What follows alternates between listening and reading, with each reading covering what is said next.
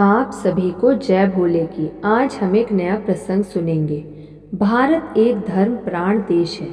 समय समय पर यहाँ मंदिरों का निर्माण होता रहा है और तीर्थ स्थलों की स्थापना की जाती रही है।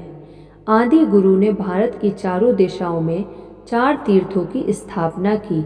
इन तीर्थों की स्थापना से भारत की एकता और अखंडता की भावना को प्रोत्साहन मिलता रहा है। द्वारका, रामेश्वरम और जगन्नाथपुरी समुद्र तटीय तीर्थ हैं, तो केदारनाथ, बद्रिकाश्रम, कैलाश मानसरोवर और अमरनाथ जी पर्वतीय तीर्थ हैं। इनमें से कुछ हिमालय की ऊंची चोटियों पर स्थित हैं, तो कुछ हिमालय की उपत्यका में।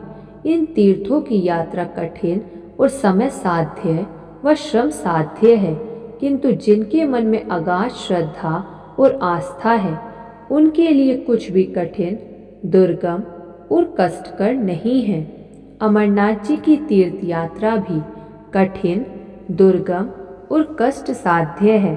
फिर भी पर्वत श्रृंखला लिद्दत घाटी के अंतिम छोर पर संकरे दर्रे में स्थित अमरनाथ जी गुफा में प्रकृति द्वारा स्वतः निर्मित शिवलिंग के दर्शनों के लिए तीर्थयात्रियों को पहलगांव से 48 किलोमीटर के बर्फीले, पथरीले, ऊबड़ खाबड़ मार्ग से गुजरना पड़ता है। फिसलन भरे संकरे रास्ते पर उन्हें पैदल ही चलना पड़ता है। अमरनाथ जी की गुफा लगभग 100 फीट लंबी, 150 फीट चौड़ी और 15 फीट ऊंची एक प्राकृतिक गुफा है। गुफा में हिम पीठ पर बर्फ से स्वतः निर्मित शिवलिंग कभी कभी अपने आप 7 फीट ऊंचा हो जाता है। आश्चर्य की बात यह है कि यह शिवलिंग कभी भी पूर्ण रूप से विलीन नहीं होता। शिवलिंग के अलावा हिम निर्मित एक गणेश पीठ और पार्वती पीठ भी है। इस गुफा के साथ कई आश्चर्यजनक और चमत्कारिक बातें जुड़ी हैं। लिंग पीठ हिम निर्मित चबूतरा ठोस है, जबकि गुफा के बाहर कई मील तक कच्ची बर्फ दिखाई देती है। गुफा में हमेशा बूंद बूंद जल टपकता रहता है। यहाँ सफ़ेद भस्म जैसी मिट्टी मिलती है। इस मिट्टी को भक्तजन प्रसाद के रूप में ग्रहण करते हैं। गुफा के अंदर तीर्थयात्रियों को कबूतरों की आवाज़ सुनाई पड़ती है। यद्यपि ये कबूतर दिखाई नहीं पड़ते, लेकिन उनकी आवाज़ से उनकी उपस्थिति का अनुभव होता है। इस संबंध में कहा जाता है कि भगवान शिव जब पार्वती माता को अमर कथा सुना रहे थे, तब एक जोड़ा कबूतर चुपचाप यह कथा सुन रहा था। अमरनाथ गुफा की खोज के संबंध में जो बात प्रकाश में आई है, वह सांप्रदायिक एकता का एक उदाहरण है। इस गुफा की खोज बूटा मलिक नामक एक मुसलमान गडेरिया ने की। कहा जाता है कि एक साधु ने मलिक को कोयले से भरी एक बोरी दी। घर पहुंचकर मलिक ने जब उस बोरी को खोला तो उसमें ढेर सारा सोना देखकर चकित रह गया।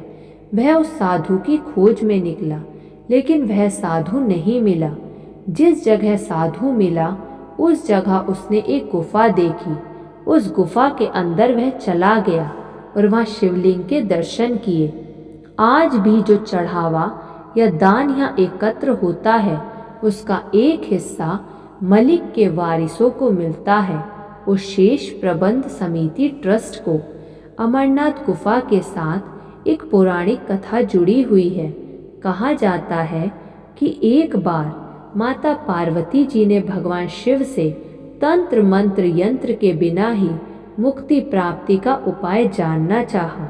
भगवान शिव ने पार्वती जी को इसी गुफा में वह अमर कथा सुनाई, जिससे मनुष्य को आत्मज्ञान हो जाता है और उसे असहज ही मुक्ति मिल जाती है।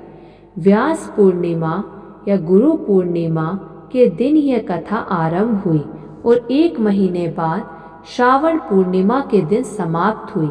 इसलिए श्रावण पूर्णिमा को अमरनाथ गुफा में धर्म विधान के अनुसार भगवान शिव की पूजा अर्चना की जाती है। तीर्थयात्रियों के लिए अमरनाथ गुफा वर्ष भर खुली रहती है, किंतु तीर्थयात्री 15 जुलाई से अगस्त के अंत तक ही यहाँ जाते हैं। आगे का प्रसंग आप पार्ट सेकंड में देखिएगा। धन्यवाद। ऐसे और वीडियो सुनने के लिए आप इस चैनल को सब्सक्राइब कर लीजिए और इस वीडियो को लाइक कर दीजिए। जय शिव शंभू।